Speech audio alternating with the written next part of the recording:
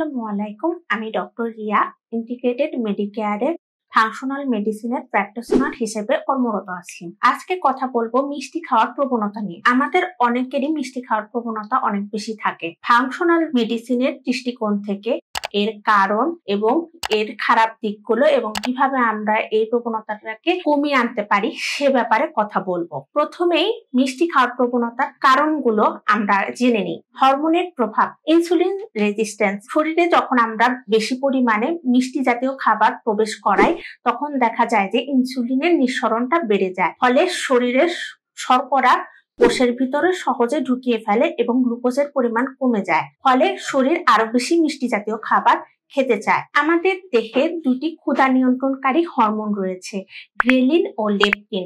মিষ্টি জাতীয় খাবার এই হরমোনগুলোর ভারসাম্য নষ্ট করে।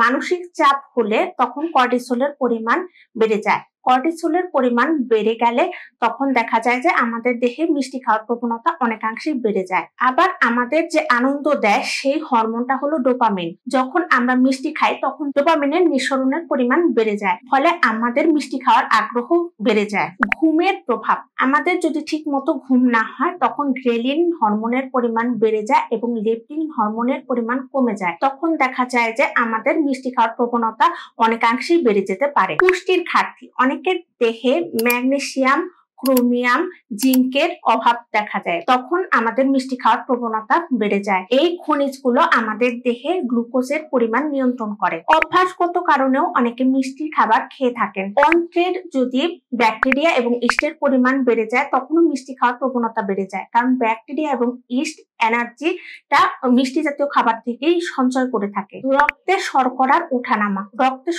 ওঠানামা বলতে সাধারণত আমরা হুট করে যদি বেশি মিষ্টি জাতীয় খাবার খেয়ে থাকি তখন দেখা যায় যে গ্লুকোজের পরিমাণটা হঠাৎ করেই বেড়ে যায়, তারপরে আবার হঠাৎ করে কমে যায়। তখন মস্তিষ্ক আরো বেশি গ্লুকোজ জাতীয় খাবার অর্থাৎ মিষ্টি খাবার খেতে চায়। এখন জানবো বারবার মিষ্টি খাবার খাওয়ার খারাপ দিকগুলো। যখন আপনি বারবার মিষ্টি খাবার খাবেন তখন আমাদের দেহে শর্করার পরিমাণ বেড়ে যাবে, ফলে ইনসুলিন রেজিস্ট্যান্স তৈরি হবে, ফলে টাইপ 2 ডায়াবেটিস হতে পারে। মিষ্টির খাবারে অনেক ক্যালোরি এবং ফ্যাট থাকে যা আমাদের দেহে সঞ্চিত হয়ে ওবেসিটি অর্থাৎ দেহের ওজন বাড়িয়ে দিতে পারে। এছাড়াও মিষ্টি জাতীয় খাবারে ফ্রুক্টোজের পরিমাণ বেশি থাকে যা আমাদের ফ্যাটি লিভার করতে পারে। এছাড়াও ইনসুলিন, লেপটিন, গ্রেলিন এই ধরনের হরমোনগুলোর ভারসাম্য নষ্ট হতে পারে। মিষ্টি জাতীয় খাবার খেলে দেখা যায় যে আমাদের দেহে প্রদাহ হতে পারে। প্রদাহর ফলে আর্থ্রাইটিস, ক্যান্সার এবং হৃদরোগের মতো ঝুঁকিপূর্ণ রোগগুলো আমাদের দেহে বাসা বাঁধতে পারে। তাছাড়াও দেখা যায় যে অনেক সময় ট্রাইগ্লিসারাইড এর পরিমাণ বেড়ে যায় এবং এইচডিএল এর পরিমাণ কমে যায়, অর্থাৎ খারাপ কোলেস্টেরলের পরিমাণ বেড়ে গিয়ে ভালো কোলেস্টেরলের পরিমাণ কমে যায় আমাদের দেহে, ফলে হৃদরোগজনিত স্ট্রোক, অ্যাথেরোস্ক্লেরোসিস হতে পারে, গাট ডিসবায়োসিস হতে পারে, দাঁতের ক্ষয় হতে পারে,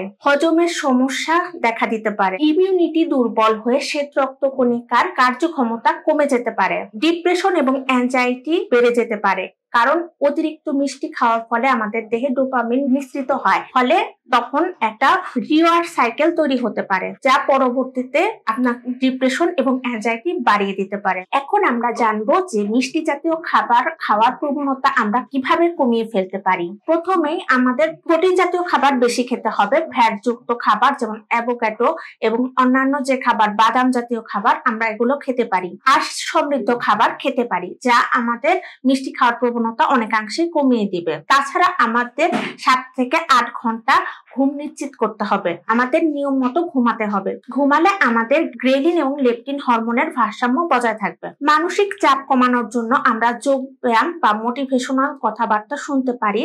এতে আমরা মানসিকভাবে শান্তি লাভ করব এবং মিষ্টি খাওয়ার প্রবণতা কমিয়ে ফেলতে পারবো।